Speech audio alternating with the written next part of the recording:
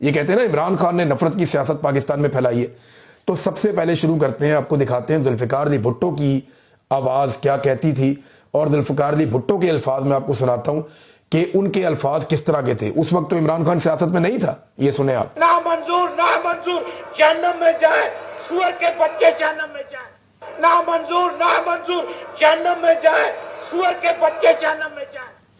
मुझे बताएं कि ये गंदा लफ्ज पाकिस्तानी अवाम के लिए, पाकिस्तान के शहरियों के लिए, क्या इमरान खान ने कभी बोला? क्या इमरान खान भूल कर भी इस तरह का कोई लफ्ज इस्तेमाल कर सकता है पाकिस्तानी शहरियों के लिए या एक तबके के लिए या लोगों के लिए? कितनी गलत जुबान जुल्फ़िकार अली भुट्टो ने इस्तेमाल की। तो तब तो इमरान खान ने भुट्टो को सियासत नहीं सिखाई थी। अब ये देखें, असफंदयार वली, ये बाचा खान की औलाद हैं, एमएल वली खान साहब के बड़े हैं। अब इनका आप स्टेटमेंट सुने, क्या इनको भी इमरान खान ने तरबियत दी थी? इधर सुनिए आप ये क्या कह रहे हैं। कुत्ते की वैसी भी उम्र कम होती है, अगर जब कुत्ता पागल है तब तो सब लोगों को निकलना पड़ता है। अब ये पीपल पार्टी कुतिया पागल हो गई है, इसके पीछे निकलना पड़ेगा। कोई तरीका नहीं आपके पास और पूरे कौम को निकलना पड़ेगा, पूरे कौम को निकलना पड़ेगा। आसमान से जिस तरह साहब ने कहा फरिश्ते नहीं उतरेंगे, और हम इतने बेहम्मत हैं कि हम बैठे रहेंगे कोई आके और हमारे अपने हकूक दिलवा दे। नहीं, हम अपने हकूक के लिए लड़ने के लिए तैयार हैं। हमने अंग्रेज को बगैर चाहिए, छोकरी क्या बला है जो हमारा रास्ता रोका, क्या करेगी ये हमारी। ये बेनज़ीर भुट्टो के बारे में है, और ये बात कौन कर रहा है? असफंदयार वली। इनको इमरान खान ने सियासत सिखाई थी या इमरान खान साहब ने इनको ये वाली जुबान सिखाई कि ऐसे बोलो? अब ये जो बहुत सक्के से वितरे बनते हैं, जरा नवाज शरीफ साहब इनकी भी आप सुन लें। मौसम के जंग साहब रहमतुल्लाह अलैह। और फिर मैं आपको ये भी बताना चाहता हूँ कि पिंडी के अंदर जिस जगह पे भुट्टो को फांसी दी गई थी, और फांसी दी थी तारा मसीह ने, उस बाग में उसके लिए एक जगह मार्क की गई है। उस बाग पे करोड़ों रुपया खर्च किया जा रहा है, उसमें वो भुट्टो की फांसी से उसको मंसूब किया गया है, और उसको गालिबन भुट्टो पार्क रखा जाएगा। हम उसको मकाम इबरत का नाम देंगे कि ये मकाम इबरत है, इससे सबक सीखो, मकाम इबरत। और ये मुकाबला करेंगे जो कहते हैं रात को थोड़ी सी मैं कभी कभी पी लेता हूं, उसकी औलाद हमारा मुकाबला करेगी।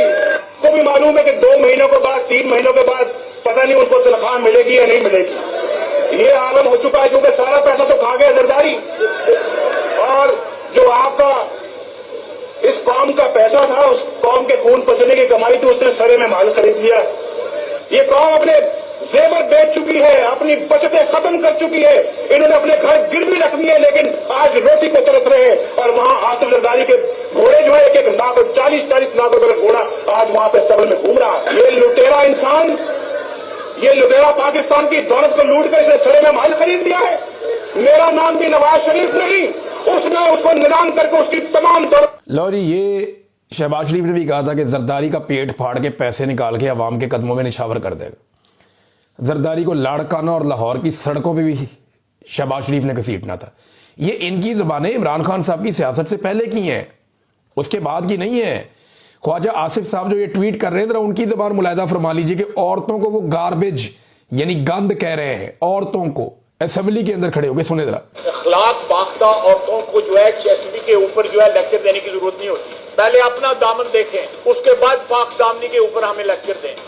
बाकियात रह गई हैं उस शख्स की जिसने चीफ ऑफ स्टाफ को अपना बाप कहा था। ये बाकियात है, खंडरात है उनके।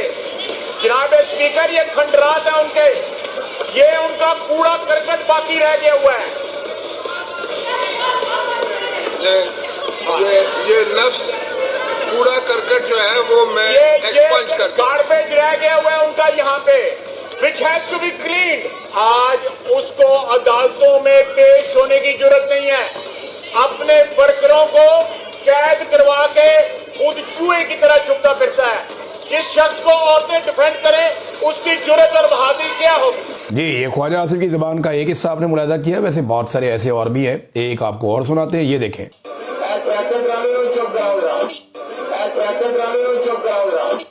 अंदाज़ा करें एक रुकन असम्बली को ये किस अल्फाज में मुखातिब कर रहे हैं। क्या ये भी इनको इमरान खान ने सिखाया था?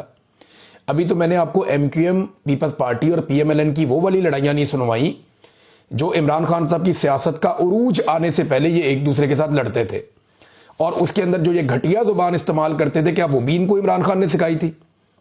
ये ना मसला ये है कि ये सारे आपस में गंदी ज़ुबानें बड़े लंबे अरसे से इस्तेमाल कर रहे हैं।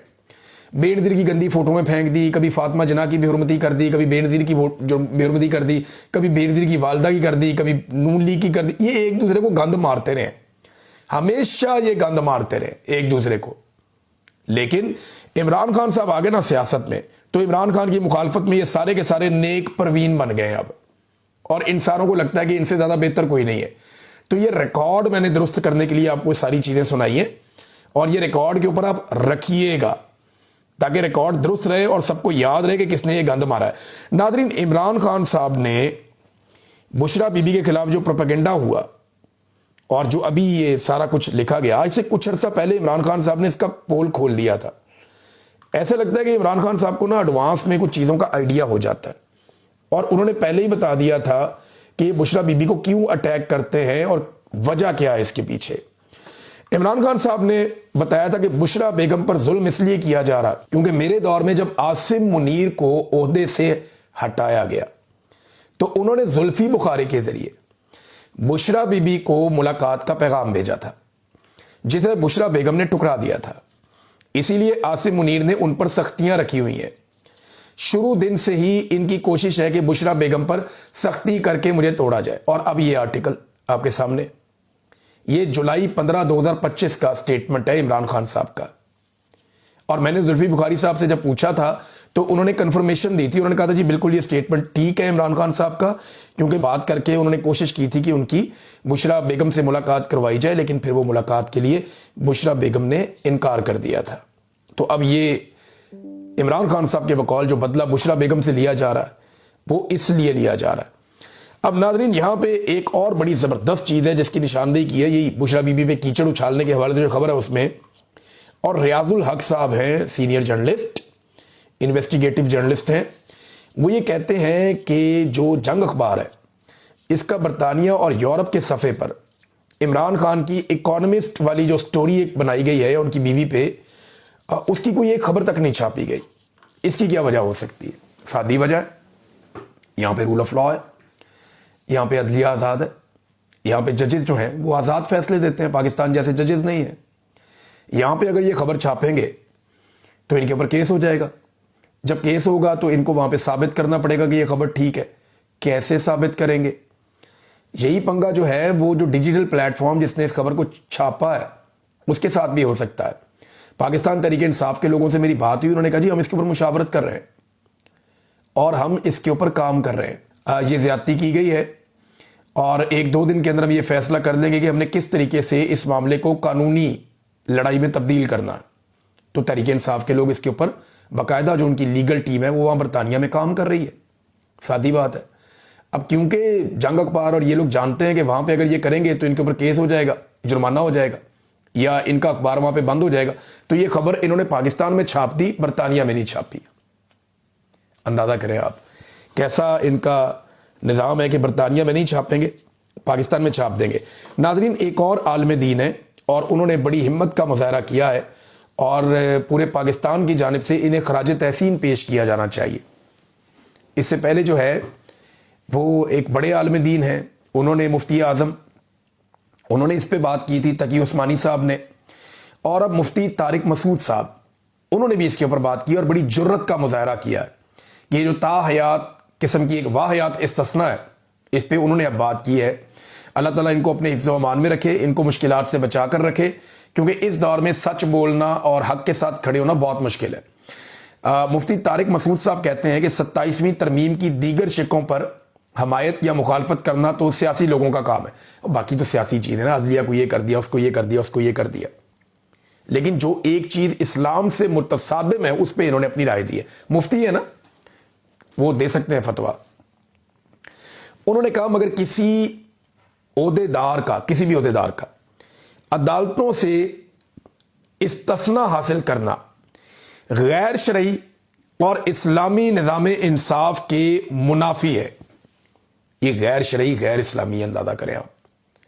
आपने इस्लाम की खिलाफ वर्जी कर दी है, इस्तिस्ना लेकर सदर पाकिस्तान ने भी और फील्ड मार्शल आसिम मुनीर ने भी। इस तरह दुनियावी अदालतों से तो इस्तिस्ना हासिल किया जा सकता है, मगर अल्लाह रब्बुल इज़्ज़त की अदालत में कोई बादशाह या अफसर मुस्तस्ना नहीं है, सबको जवाब देना पड़ेगा। ये जनाब मुफ्ती तारक मसूद साहब बड़ी बहादुरी और जुर्रत का उन्होंने मुजाहरा किया। मैं उम्मीद करूंगा पाकिस्तान के जो बाकी उलमा इकराम हैं वो भी जुर्रत का मुजाहरा करें, क्योंकि मैंने पहले दिन ये सवाल उठाया था कि उलमा इकराम हमारी रहनुमाई करें कि क्या इस्तिस्ना जो लाइफ टाइम एक इस्तिस्ना है या इम्यूनिटी है, इसकी कोई गुंजाइश हमारे मज़हब में है। तो अब उलमा इकराम ने इसके ऊपर राय देना शुरू की है। मुफ्ती तकी उस्मानी बोल चुके हैं, मुफ्ती तारिक मसूद साहब बोल चुके हैं, मुफ्ती ज़वार बहादुर साहब भी इस पर बात कर चुके हैं, और ताहिर अशरफी साहब जैसे एक सरकारी मौलवी, हालांकि जो बड़े एस्टेब्लिशमेंट से अच्छे ताल्लुकात रखते हैं, उन्होंने भी कहा कि इस्तिस्ना और एक्सटेंशन का इस्लामी शरीयत से कोई ताल्लुक नहीं है। उन्होंने अल्फाज का चुनाव बड़ा मुहतात रखा, खुलकर नहीं आए, लेकिन उन्होंने भी ये बोझ नहीं उठाया। ये कोई आदमी नहीं उठा सकेगा। ये गैर इस्लामी और गैर आईनी, अब तो आइन का हिस्सा बना दिया ना, लेकिन आप आइन में ऐसी चीज कैसे डाल सकते हैं जो इस्लाम से मुतसादिम है? आपको पता है पाकिस्तान के आइन का ये बुनियादी नुक्ता है, इसको समझिए आप, कि आप पाकिस्तान के आइन में कोई एक ऐसी शिक शामिल नहीं कर सकते जो इस्लामी कवानीन की बुनियादी रूह से मुतसादिम हो।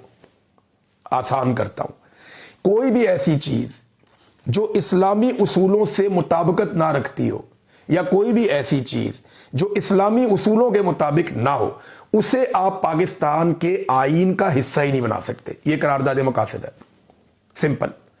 आप आइन का हिस्सा ही नहीं बना सकते किसी ऐसी चीज को जो आपके इस्लाम से मुताबिकत ना रखती हो। अब यह गैर इस्लामी और गैर शरई मुफ्तियान इकराम करार दे रहे हैं, मैं नहीं कह रहा, और लगातार उनकी तादाद में इजाफा हो रहा है। मजीद उलमा इकराम इस पर बात करेंगे तो वो भी हम आपके सामने रख देंगे।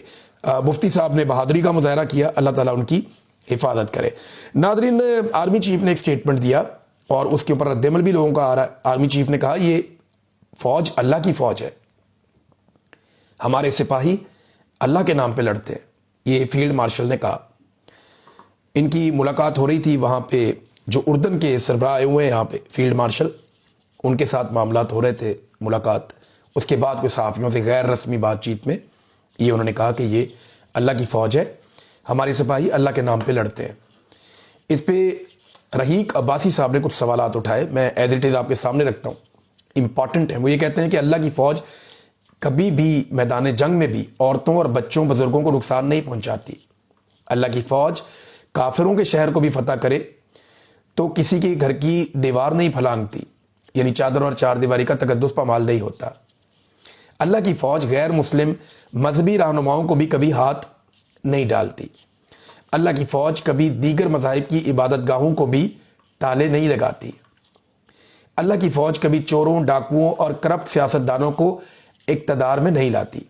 अल्लाह की फ़ौज कभी मुल्क के काजियों को हिरासा नहीं करती और उनकी जासूसी नहीं करती। अल्लाह की फ़ौज सिर्फ जहाद करती है, कारोबार नहीं करती।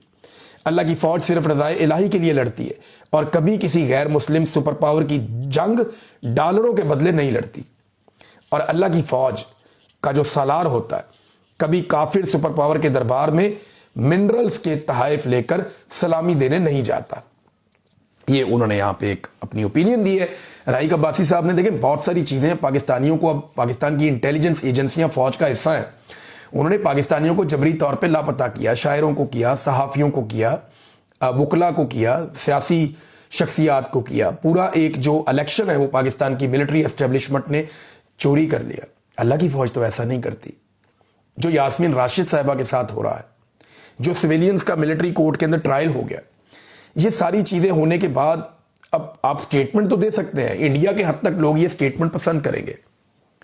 पाकिस्तान के जो दुश्मन हैं उनके साथ जब फौज लड़ती है उस हद तक ये स्टेटमेंट पसंद किया जाएगा, लेकिन जब मिलिट्री एस्टेब्लिशमेंट की पॉलिसीज की तरफ लोग देखते हैं तो फिर बहुत सारे गिले और शिकवे आते हैं, जिनमें से कुछ मैंने अभी आपको बोलकर सुनाए भी है। नादरीन, सिंध के अंदर से एहतजाज का ऐलान हो गया और पहला बड़ा एहतजाज है, उसका ऐलान किया गया सिंध के वकला की जानिब से। आमिर नवाज वड़ाइच, इन्होंने सख्त अल्टीमेटम दिया है और 27वीं तरमीम को मुस्तरद कर दिया है। सिंध भर में 1 हफ्ते की हड़ताल का ऐलान भी किया गया है और वकला ने यह भी कहा कि मंसूर अली शाह साहब और अतर मनल्ला के इस्तीफे वापस लिए जाएं, यानी उनको बहाल किया जाए और एक फुल कोर्ट बुलाया जाए जिसमें सारे जजेस बैठे, ये दोनों जजेस भी साथ बैठे और उसके अंदर फिर ये 27वीं तरमीम का मामला रखा जाए और इसको वापस किया जाए। ये अदलिया के ऊपर एक हमला है। अब वकला ने जो है नॉर्मली 1 दिन की हड़ताल की, 2 दिन की कॉल देते हैं। 1 हफ्ते की जो पूरी कॉल दी गई है, क्या ये कामयाब होगी और क्या ये इतने बड़े पैमाने पे जाएगी, ये हमें अभी जवाब मिल जाएगा। आज के दिन से ये मामला चलेगा। नाज़रीन, मरियम नवाज ने भी जजों पे चढ़ाई कर दी। उन्होंने कहा जी ये सियासी जज हैं। अब ये दोनों जज साहबान जो निकले हैं ना, इस्तीफा दिया है, इन्हें आज ये सियासी जज कह रहे हैं, कल ये इन्हीं जजेस के बेनिफिशरी थे। इन्हीं जजेस ने आधी रात को अदालतें लगाई थी रिजीम चेंज ऑपरेशन के वक्त। इन्हीं जजेस ने नवाज शरीफ साहब का स्टाम्प पेपर के ऊपर पाकिस्तानी अदालतों की जुरिस्डिक्शन से 4 हफ्ते का कह के बाहर भेजा, फिर 8 हफ्ते और फिर मियाँ साहब 4 साल बाद वापस आए। इन जजों ने हर तरह की सहूलतकारी दी, इन जमातों को हर तरह से फैसिलिटेट किया और नतीजा क्या निकला कि आज यही जमातें उन्हें सियासी जज करार दे रही हैं। तो जज साहबान को भी ये सोचना चाहिए, जो आज भी इनकी वफादारी कर रहे हैं, कि जब भी कभी आप फंसेंगे ये आपके साथ यही करेंगे। इनका तरीका वारदात ही है। अब तक के लिए इतना ही। अपना ख्याल रखिएगा, अपने इस चैनल का भी। अल्लाह हाफ़िज़।